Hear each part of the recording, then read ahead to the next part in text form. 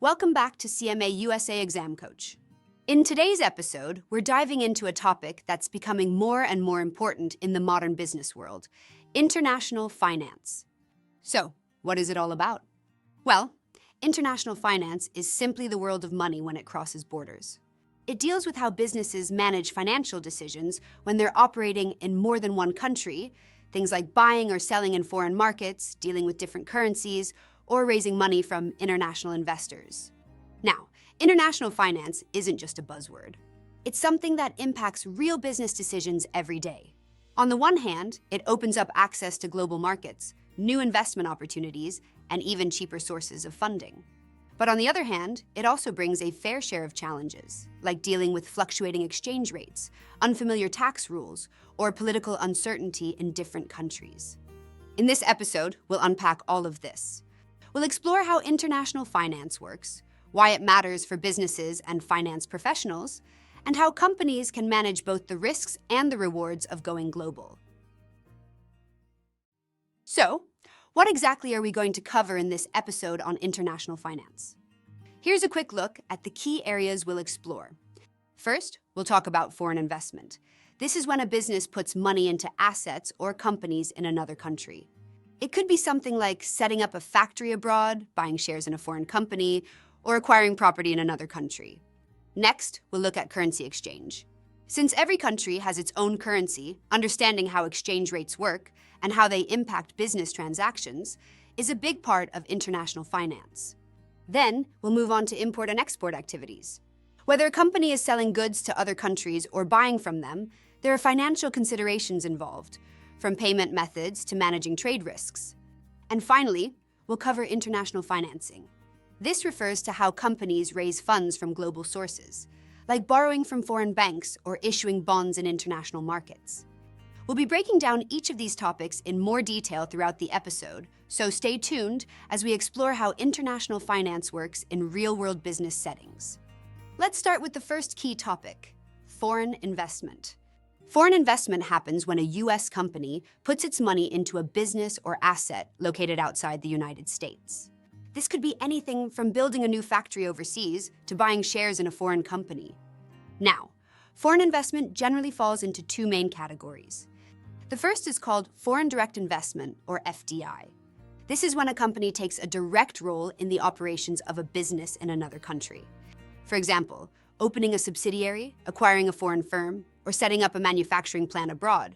In FDI, the investor usually has some level of control or influence over the foreign business.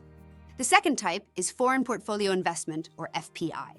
This involves investing in financial assets, like stocks or bonds in another country, but without any control over the companies involved. It's more like passive investment. The goal here is earning returns, not managing operations. Both types of foreign investment play a big role in international finance, and we'll explore them further in the next slides. Now let's explore one of the most important concepts in international finance: foreign direct investment, or what we often call FDI. Foreign direct investment happens when a company from one country invests directly in the business operations of another country, not just by buying stocks or lending money, but by actually setting up or owning physical assets in that foreign country. Let's break it down. Imagine a company based in the United States. If that company decides to open a factory in India, or buy a warehouse in Brazil, or even start a retail store in the UAE, it is making a foreign direct investment. Why? Because it is investing in long-term physical assets, like land, buildings, machines, in a foreign country with the intention of being part of the local business activities. So, what kind of assets are we talking about? These can include land, which is the physical space needed for operations, plant and equipment, like buildings or manufacturing units, and machinery, which is needed for production or services.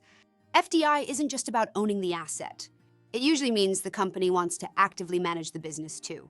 This is a major point. In foreign direct investment, the investor is not just a silent partner. The foreign company will often be involved in decision-making, hiring, production planning, and overall strategy.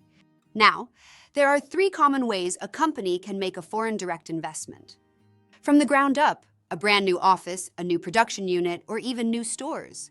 This is also called a greenfield investment because you're starting fresh, like building on a green field.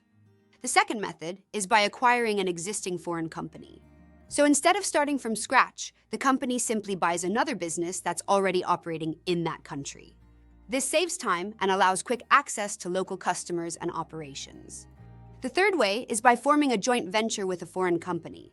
In this case, the home country business teams up with a local company in the foreign country. They both contribute resources like capital, expertise, or technology, and share ownership and control of the new business. Now, why is FDI important? It gives companies a chance to expand into new markets, access cheaper resources or labor, and get closer to international customers. At the same time, for the country receiving the investment, FDI brings in new jobs, modern technology, and economic growth. But remember, unlike passive investments like buying foreign stocks, FDI involves active control and long-term commitment. That's why it's such a powerful strategy for companies that want to go global in a serious way. Now that we understand what foreign direct investment is, let's talk about the impact it can have on companies, both the benefits and the risks involved. Let's start with the positive impact of FDI. When a company invests directly in a foreign country, one of the biggest advantages is access to new customers and markets. This means the company can expand its product or service to an entirely new audience. For example, a company from the US, opening branches in Asia or the Middle East, can now sell directly to customers in those regions, increasing its revenue and global presence. FDI also gives companies access to labor, materials, and other key resources that may be cheaper or more readily available in the foreign country. For instance, manufacturing in a country with lower labor costs can reduce production expenses and increase profitability. Another advantage comes from what we call monopolistic advantages. When a company enters a market where competition is low or the product is unique, it might gain a dominant position and enjoy higher pricing power or market share. There can also be political advantages. Some countries offer incentives to attract foreign companies, such as easier regulatory approval or access to government support, especially if the investment helps create jobs or brings in new technologies. And finally, companies may enjoy tax advantages. Some countries offer lower corporate tax rates or tax holidays to attract foreign investment. This can help reduce the overall tax burden and increase after-tax profits. But, as with any international decision, FDI also comes with risks and potential negative impacts. One of the key risks is economic and political instability. When a company operates in another country, it becomes exposed to that country's political environment. Changes in government, trade restrictions, or even diplomatic tensions between countries can affect business operations and profitability. For example, if political relations between the investor's home country and the foreign country break down, the business might face sanctions, regulatory issues, or forced exit. Another challenge is currency exchange risk. Since the company will be earning and spending money in different currencies, exchange rates can fluctuate. These changes might impact profit margins. For example, if the foreign currency weakens, the value of revenues earned in that country could decrease when converted back to the home currency. So, while foreign direct investment offers exciting growth opportunities, it also demands a careful risk management strategy. Companies need to analyze the target country's economic conditions, political landscape, and currency situation before moving forward. Now let's shift the perspective and talk about the impact of FDI on the host nation, that is, the country receiving the foreign investment. When a foreign company enters a new country and sets up operations, it creates a ripple effect in the local economy, and that brings both benefits and challenges. Let's begin with the positive impacts. One of the most direct and visible benefits is job creation. When a foreign company builds a factory, opens an office, or starts a new retail chain, it needs local workers. This provides employment opportunities for the local population, not just in the company itself, but also in supporting industries like transport, logistics, maintenance, and even food and housing services. Along with more jobs comes higher tax revenue. As the foreign company does business, it pays taxes, and those tax payments can be used by the local government to improve infrastructure, education, healthcare, and other public services. This creates a cycle of economic improvement. Another important benefit is the inflow of foreign exchange. When international companies bring in capital, it adds to the country's foreign currency reserves, which is helpful for maintaining a stable exchange rate and strengthening the national economy. FDI can also help improve the standard of living. More jobs, better wages, and access to new products and technologies can raise the quality of life for the local population over time. And finally, foreign companies often bring healthy competition into the domestic market. This encourages local businesses to improve their products, reduce costs, and become more efficient, which is good for consumers. But of course, there are also negative impacts that countries must consider. One concern is the effect on domestic businesses. When large foreign companies enter the market, they may have more financial power, better technology, and global brand recognition, which can make it difficult for small local businesses to compete. This could lead to some local firms shutting down or losing market share. Another issue is socio-cultural dilution. As foreign companies bring in their own corporate culture, marketing styles, or work practices, it can sometimes conflict with or weaken local traditions, languages, or cultural values. Over time, this might affect the social fabric of the host nation. And finally, there's the risk of economic dominance. If a foreign company becomes too powerful or controls a large share of a critical industry, it may start influencing national economic decisions. This can lead to a loss of control over local resources or key sectors. So, while FDI offers many economic advantages, it's important for host nations to manage the relationship carefully, to ensure that the benefits are shared broadly and that local industries and cultures are protected. Now let's move on to another important type of international investment, foreign portfolio investment, or simply FPI. Foreign portfolio investment is very different from foreign direct investment. In FDI, as we discussed earlier, a company invests directly in business operations and takes an active role in management. But in the case of FPI, the foreign investor is simply putting money into financial assets, usually shares or bonds, of a company in another country. Here's how it works. Imagine an investor from the US, buying shares of a company listed on the stock exchange in India. The investor is now a part owner of that company in terms of holding shares, and will earn returns through dividends or capital gains if the share price goes up. But that investor does not participate in management decisions. They don't attend board meetings, they don't vote on strategic matters, and they don't run the company. This is what makes FPI a passive investment.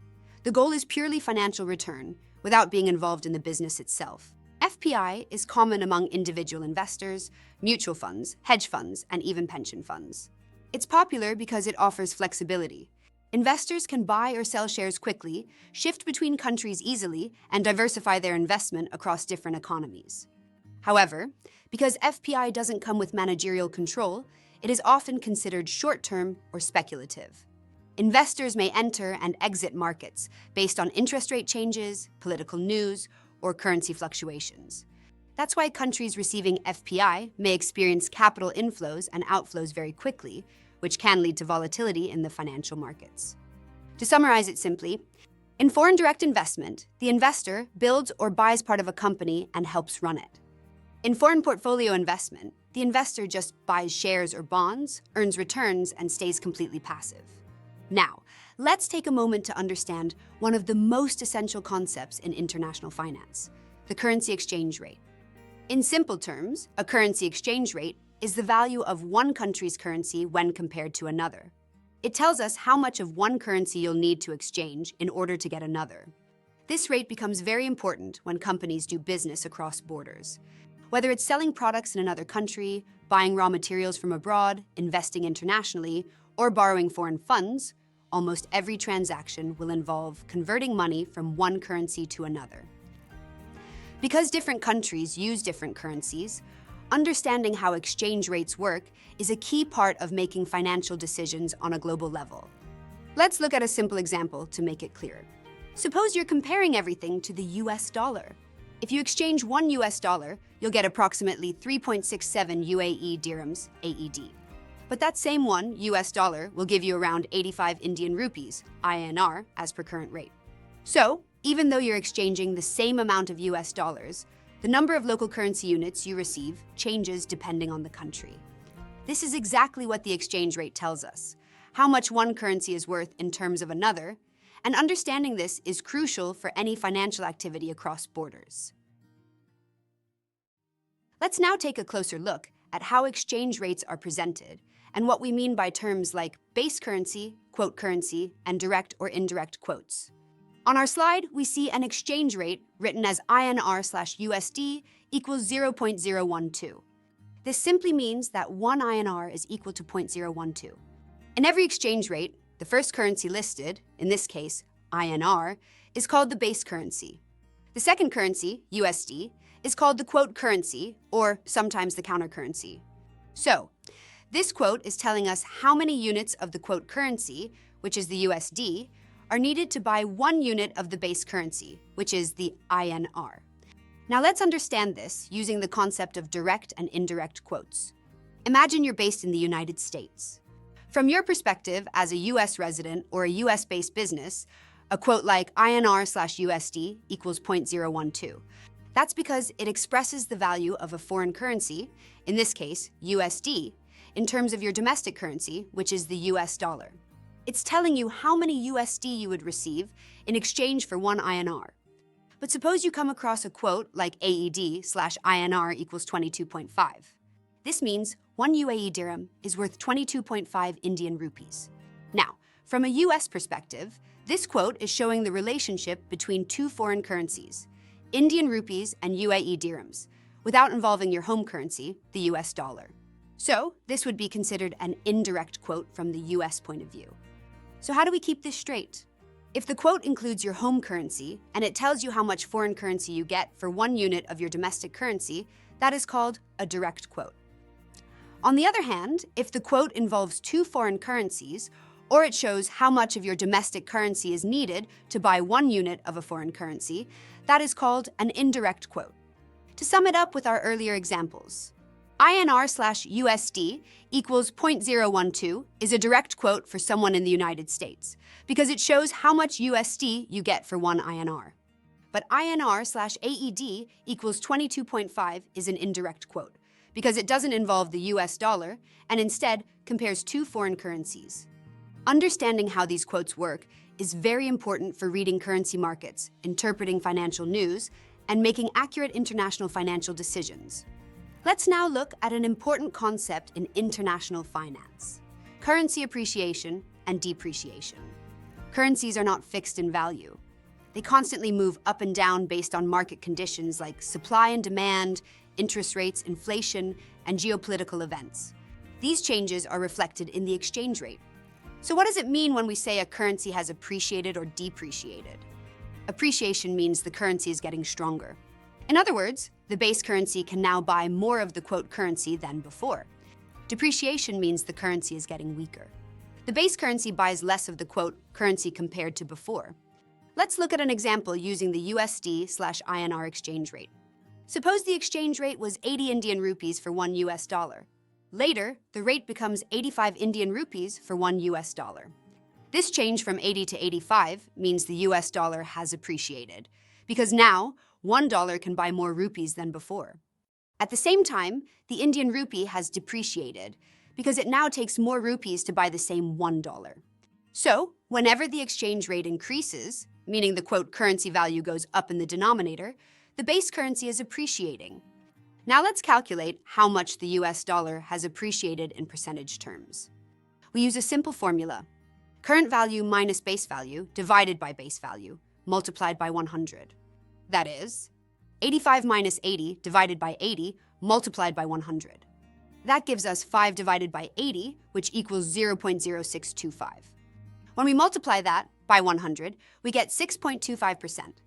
So, in this example, the US dollar appreciated by 6.25% against the Indian rupee. Understanding currency appreciation and depreciation is very important, especially for companies dealing in imports and exports or investing in foreign markets, because it directly affects the cost of goods, earnings, and overall profitability.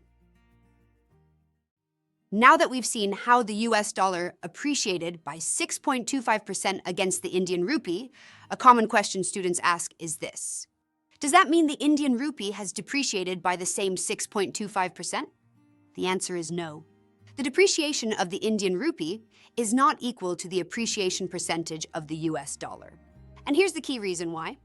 When we calculated the appreciation, we use the quote USD/INR equals 85, where the US dollar is the base currency and the Indian rupee is the quote currency. But if we want to calculate how much the Indian rupee has depreciated, we must look at the exchange rate from INR's perspective, which means we have to reverse the currency pair. So instead of USD/INR, we now use INR/USD. Now, how do we get this reversed rate? We take the reciprocal of the original exchange rate. This simply means we divide 1 by the value of the exchange rate. For example, if USD/INR equals 85, then INR/USD will be 1 divided by 85, which gives us 0.0117. Earlier, when USD/INR was 80, INR/USD was 1 divided by 80, which equals 0.0125. Now let's calculate the percentage of INR depreciation using these values. We use the standard formula for percentage change. Current value minus base value divided by base value multiplied by 100. That is 0.0117 minus 0.0125 divided by 0.0125 multiplied by 100. This equals negative 0.0008 divided by 0.0125, which gives us negative 0.064. And when we multiply that by 100, we get negative 6.4%. So the Indian rupee has depreciated by 6.4%. Now you might wonder, why is the depreciation percentage different from the appreciation percentage of the US dollar? That's because in both cases, the base currency is different, so the starting point or denominator in the percentage formula changes. This is a common area of confusion, but it's very important to remember. Appreciation and depreciation are not mirror images when we reverse the currency pair. You must take the reciprocal and then recalculate separately. Now let's understand how exchange rates are determined. In the international market, the value or exchange rate of a currency is primarily driven by the forces of demand and supply, just like in any other free market. When the demand for a particular currency increases, perhaps due to higher exports, foreign investments, or interest in the country's financial markets, then that currency becomes stronger. This means its value rises compared to other currencies. Let's take an example. Suppose many investors around the world want to invest in the United States. To do that, they need US dollars. So they start buying dollars in the foreign exchange market. As a result, the demand for the dollar increases, and this pushes the value of the dollar up. We call this currency appreciation. On the other hand, if the supply of a currency increases in the international market, maybe because the country is importing a lot and paying foreign suppliers in foreign currencies, it creates an oversupply of its own currency in the market. In such a case, the value of that currency falls because there's more of it available than what is demanded. This is what we call currency depreciation. So, in summary, when demand increases, the currency appreciates. And when supply increases, the currency depreciates. These movements are all part of the dynamic forces of international trade, capital flows, and market speculation. Let's now look at one of the key factors that influences the demand and supply of currencies in the international market: trade between nations, which includes both imports and exports. Before we go into the example of India and the U.S., let's understand why the demand for a foreign currency even arises in the first place. In international trade, when one country imports goods or services from another, it must pay the seller in their local currency, not in its own. So, for example, if an Indian company is buying machinery from a company in the United States, it can't pay in Indian rupees. The US supplier wants payment in US dollars. Therefore, the Indian company needs to convert Indian rupees into US dollars. This process creates demand for US dollars in the foreign exchange market. Now think about what happens when a country imports more than it exports. It means more foreign currency is needed to pay for all those imports. And because of this, the demand for foreign currency increases. When demand increases and supply remains the same, the value of that foreign currency goes up. It gets stronger. On the other hand, the home currency gets weaker because it's being sold in large quantities to buy the foreign currency. Now, let's bring this idea to life with a specific example involving India and the US. Suppose India imports a large number of goods and services from the U.S., but exports much less in return. That means Indian importers will need to buy a lot of US dollars to pay American suppliers. At the same time, American companies don't need as much Indian rupees because they aren't buying as many goods from India. This leads to a situation where India needs more USD, the US needs less INR. As a result, the demand for USD is higher than the demand for INR. USD becomes stronger and INR becomes weaker. So, whenever imports exceed exports, the importing country's currency weakens and the exporting country's currency strengthens due to the shift in demand. This is one of the key reasons exchange rates fluctuate daily. They are constantly being adjusted by trade activities happening across the globe.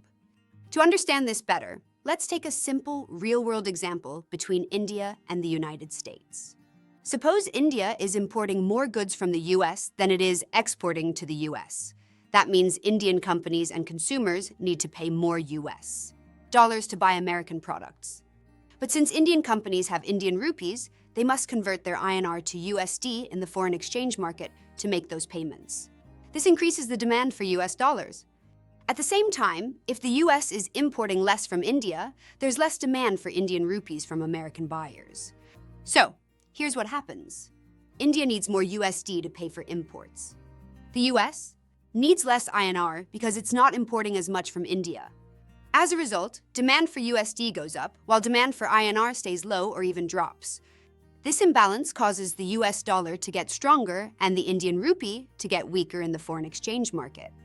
In short, when one country imports more than it exports, it creates a higher demand for the foreign currency, which in turn strengthens that currency and weakens the home currency. This is why trade balances, exports versus imports, are such a powerful force in determining currency values. Now let's look at the opposite case, where a country is exporting more than it is importing. Suppose India is exporting more goods and services to the United States than it is importing from the US. In this situation, the American buyers need to make payments to Indian exporters, and those payments must be made in Indian rupees. After all, Indian businesses prefer to receive money in their local currency, not in US dollars. Because of this, American importers will have to convert their US dollars into Indian rupees in the foreign exchange market. That action creates a higher demand for INR, the Indian currency, in global markets. At the same time, since India is importing less from the US, Indian buyers don't need as many US dollars. That means the demand for US dollars is lower than the demand for Indian rupees. Now, when demand for INR is greater than the demand for USD, the value of the Indian rupee begins to rise. In simple terms, the INR gets stronger while the US dollar becomes relatively weaker. So we can say that whenever a country exports more than it imports, the increased demand for its currency from foreign buyers causes that currency to appreciate in value. This is a key relationship to understand. The direction of trade, whether a country is importing more or exporting more, plays a major role in determining the strength of its currency. And it all comes down to the basic forces of supply and demand. More demand for a currency means that currency gets stronger. Less demand or oversupply means it gets weaker. But remember, a stronger currency isn't always better or worse. It depends on the broader goals of the country. A strong currency can help reduce the cost of imports, but it can also make exports more expensive to foreign buyers. So countries try to find a balance based on their economic strategy. Let's now summarize what we've learned about how imports and exports affect a country's currency value. When a country is importing more than it is exporting, it creates a situation called a trade deficit. This means that more money is flowing out of the country to pay for foreign goods and services, while less money is coming in from exports. In order to make those payments, the country must buy more foreign currency, which increases the demand for that foreign currency. At the same time, there's less demand for the domestic currency in the international market. This imbalance causes the domestic currency to depreciate. In other words, its value goes down compared to other currencies. On the other hand, when a country exports more than it imports, it results in a trade surplus. In this case, more foreign buyers are purchasing goods and services from the country, and they need the domestic currency to make those payments. That creates higher demand for the home currency, while the demand for foreign currency is relatively lower. As a result, the domestic currency appreciates, meaning it becomes stronger in the foreign exchange market. So in simple terms, a trade deficit leads to currency depreciation, while a trade surplus leads to currency appreciation. These are the basic outcomes of how trade flows influence exchange rates in the global economy. Another important factor that affects exchange rates is the action of foreign investors, especially when they move their investments from one country to another. Let's say foreign investors decide to pull out their investments from India and move that money into the United States. This could happen for many reasons, maybe US. Interest rates are higher, or the US economy is performing better, or they feel it's safer to invest in American assets. When these investors sell their Indian stocks or bonds, they receive the payment in Indian rupees. But since they want to move their money to the United States, they need to convert those Indian rupees into US dollars to invest in US markets. Now, what does this mean for the currency market? It means that the supply of Indian rupees increases because investors are selling INR to get out of Indian assets. At the same time, the demand for US dollars increases because they are buying dollars to invest in the US. This shift puts pressure on the exchange rate. With more people wanting dollars and fewer people holding on to Indian rupees, the value of the US dollar becomes stronger and the value of the Indian rupee becomes weaker. So, in short, when foreign investors exit a country, they usually convert the local currency into a foreign one, and this process leads to currency depreciation in the country they're leaving and appreciation in the country they're moving into. This is why foreign investment flows, whether it's in the form of portfolio investment or direct investment, have a direct impact on currency demand and supply in the international market. Now let's explore the reverse scenario, when foreign investors move their investments from the United States to India. This usually happens when investors see better opportunities in the Indian market, maybe due to higher returns, economic growth, or favorable policy changes. So they decide to sell their investments in the US and shift their funds into Indian assets like stocks, bonds, or real estate. To do this, they need to sell their US assets and convert the money, which is in US dollars, into Indian rupees in order to invest locally. This shift has a direct impact on the foreign exchange market. As investors buy Indian rupees, the demand for INR increases. At the same time, since they are converting out of US dollars, the supply of USD increases in the market. This movement creates upward pressure on the Indian rupee and downward pressure on the US dollar. As a result, the INR gets stronger and the USD becomes weaker in comparison. So once again, the actions of foreign investors have a real and immediate effect on currency values. When money flows into a country, it strengthens that country's currency. When money flows out, it weakens the currency. That's why countries that attract consistent foreign investment usually experience appreciation in their currency, as long as other factors remain stable. So now the question is, why do foreign investors shift their investments from one country to another? What drives them to move capital across borders? There are a few key reasons, and understanding them will help us see how global financial flows influence exchange rates. The first major reason is the difference in interest rates between nations. Investors are always looking for better returns. If one country offers higher interest rates compared to another, it becomes more attractive for investment. So, when interest rates rise in a country like India, foreign investors may move their money from low-interest countries like the US or Japan into India to earn higher returns. This increases demand for the Indian rupee and strengthens it. On the other hand, if interest rates drop, the flow can reverse. The second reason is inflation. Investors prefer to put their money in countries where inflation is low and stable. High inflation erodes the real value of returns, making investments less attractive. So, when one country has rising inflation, while another maintains price stability, investors often pull out from the high inflation country and redirect their investments to the low inflation one. This also causes currency movements as demand shifts from one currency to another. And the third factor is the stage of economic growth. Investors look at how well a country's economy is performing. Is it expanding? Are jobs increasing? Is business activity growing? If one country is in a strong growth phase while another is in a slowdown or recession, capital naturally flows toward the stronger, more promising economy. This also creates currency appreciation in the growing economy and depreciation in the weaker one.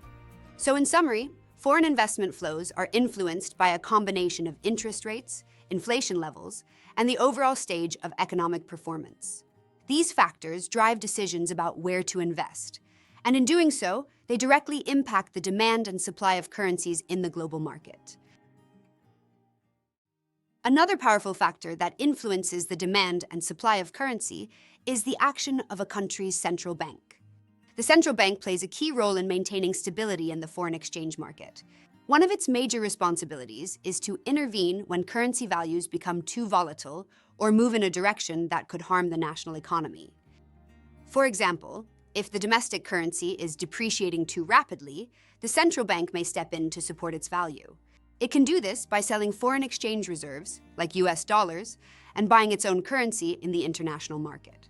This increases the demand for the domestic currency, helping to strengthen it and slow down the depreciation.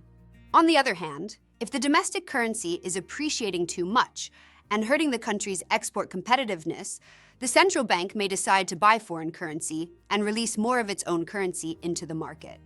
This increases the supply of the domestic currency, helping to weaken it slightly and maintain a balance that supports trade. In some cases, the central bank can also use policy tools, such as import restrictions or bans, to control the outflow of foreign currency.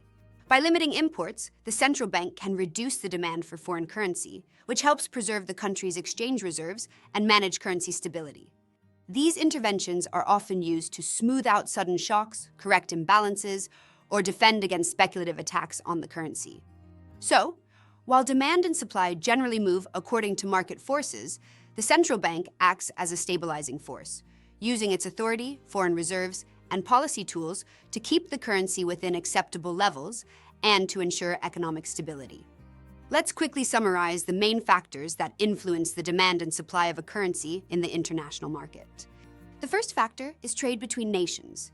When a country imports more than it exports, it needs more foreign currency to pay for those imports, which increases the supply of its own currency and weakens it. Conversely, if a country exports more than it imports, demand for its currency increases, making it stronger. The second factor is the actions of foreign investors. When foreign investors move their money into a country, they buy its currency, increasing demand and strengthening the currency. When they withdraw their investments, they sell the local currency, increasing its supply and causing it to weaken. The third key factor is the actions of the central bank. Central banks intervene in the foreign exchange market by buying or selling currencies to stabilize exchange rates. They can also use policy tools like import restrictions to control currency flows and support their currency's value. These factors interact constantly in the global market, driving the changes we see in exchange rates every day. When a company borrows money from a lender in another country, the loan is usually denominated in the lender's currency. This means the borrower must repay both the principal and interest in that foreign currency. The actual cost of the loan depends not only on the interest rate charged, but also on the exchange rate between the borrower's currency and the lender's currency during the loan period. If the borrower's currency weakens against the lender's currency, the borrower will have to pay more in their local currency to settle the loan. This increases the effective cost of borrowing. Conversely, if the borrower's currency strengthens, the effective cost decreases. Let's take an example to understand this better. Suppose a company borrows $1 million at an interest rate of 5% per year. When the loan is taken, the exchange rate is 75 Indian rupees per US dollar. After 1 year, if the Indian rupee weakens to 80 rupees per US dollar, the company will need more rupees to repay the same amount of dollars plus interest. Let's now understand how exchange rate changes can affect the effective interest rate on a foreign currency loan, using a real example. Here's the situation. A company in the United States needs $2 million for financing. Instead of borrowing from an American bank where the interest rate is 6%, they plan to borrow this money from a Japanese bank where the interest rate is much lower, just 1%. So they are taking a foreign currency loan, and that means the amount is borrowed in Japanese yen. Now let's see how much yen they need to borrow to get $2 million. At the time of borrowing, the exchange rate is 1 US. Dollar equals 121.35 Japanese yen. So to get $2 million, the company needs to multiply 2 million by 121.35, which gives 242,700,000 yen. Now, since the interest rate in Japan is just 1%, the interest after 1 year will be 1% of 242,700,000 yen, which comes to 2,427,000 yen. So the total repayment amount after 1 year becomes 242,700,000 yen plus 2,427 yen, which gives 245,127,000 yen. Now comes the key point. This repayment amount has to be converted back into US dollars at the time of repayment. But the exchange rate has changed. At the time of repayment, the new exchange rate is 1 US dollar equals 117.71 Japanese yen, meaning the dollar has become a bit weaker compared to the yen. So now, to convert 245,127 yen into dollars, we divide by 117.71. This gives approximately 2,082,465 US dollars. So even though the original loan was for $2 million, the company is now paying back around $2,082,465 due to the exchange rate movement.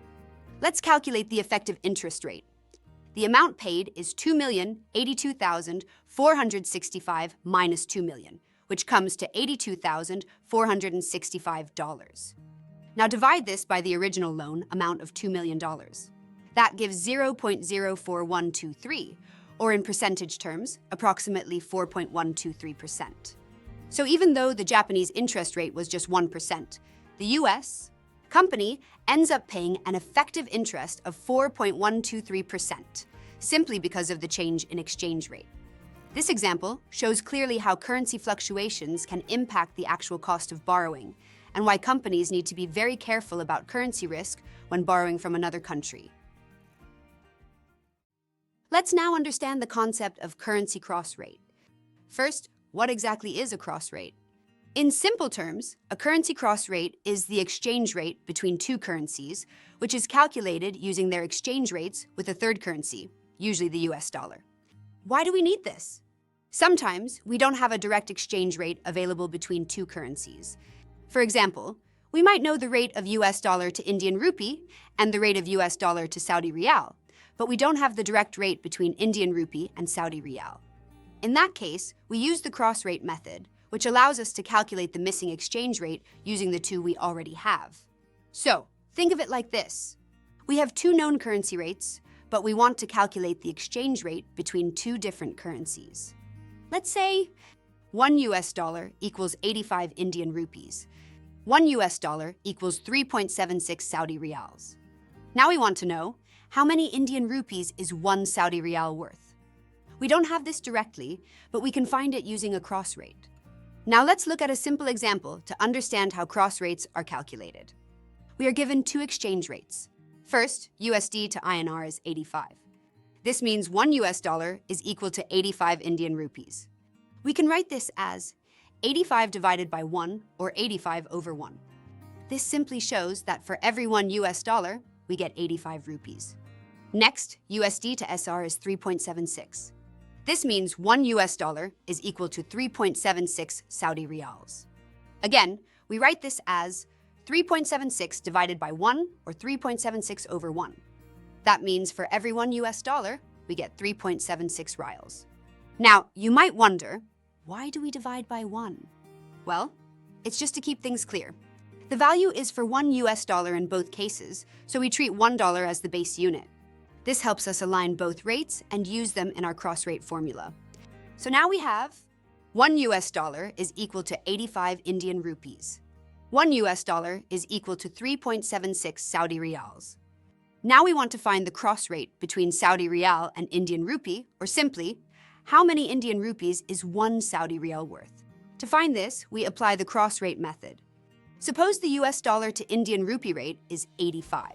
That means 1 US dollar equals 85 Indian rupees. And the US dollar to Saudi riyal rate is 3.76, which means 1 US dollar equals 3.76 Saudi riyals. Now, we want to find the exchange rate between the Saudi riyal and the Indian rupee. In other words, how many Indian rupees is 1 Saudi riyal worth? We write these exchange rates as fractions. The US dollar to Indian rupee rate is 85 divided by 1. The US dollar to Saudi riyal rate is 3.76 divided by 1. To find the Saudi riyal to Indian rupee rate, we divide the US dollar to Indian rupee rate by the US dollar to Saudi riyal rate. Dividing by a fraction is the same as multiplying by its reciprocal. So, This means we multiply 85 divided by 1 by 1 divided by 3.76. Next, we multiply the numerators and denominators.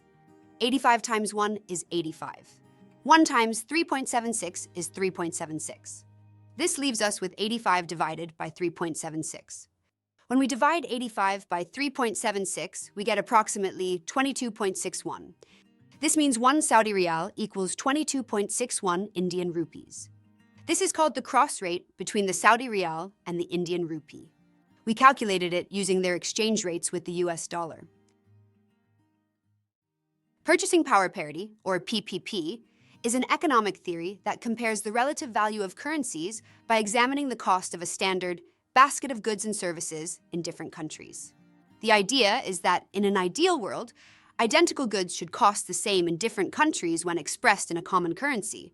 However, due to differences in local prices, wages, and economic conditions, this isn't always the case. PPP helps adjust for these differences, providing a more accurate comparison of living standards and economic productivity between countries.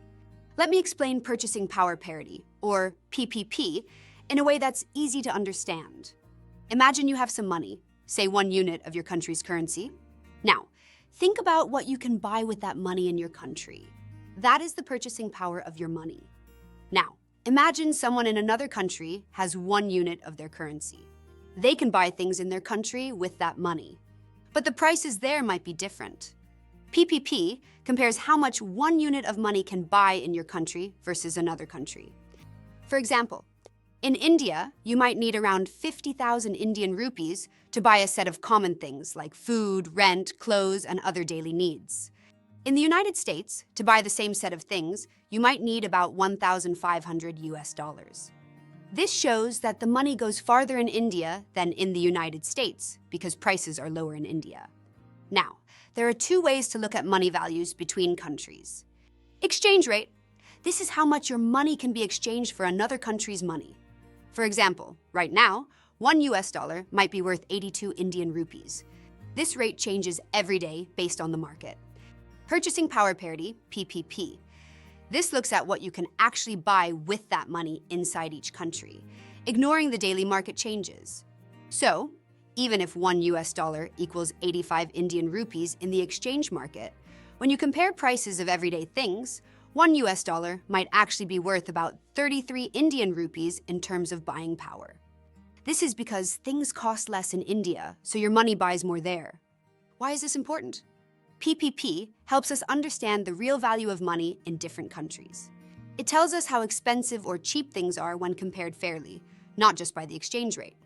Economists use PPP to compare living costs and incomes between countries to see how well people can live in each place. Let's quickly go over what we learned in this episode.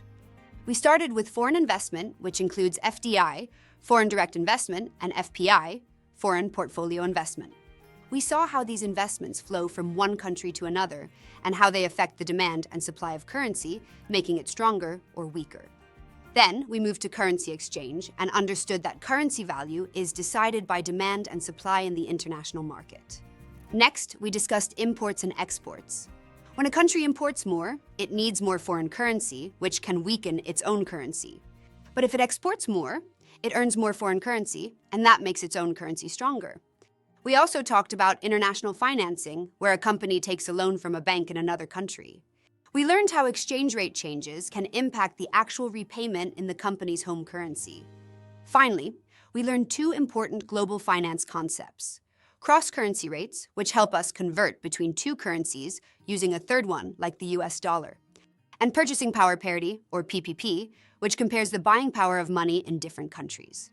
Make sure you read your textbook thoroughly and understand the concepts clearly. Also, try to practice as many questions as you can, especially past exam questions and MCQs. The more you practice, the more confident you'll feel. And as always, all the best for your studies. Keep going strong. You've got this. See you in the next episode.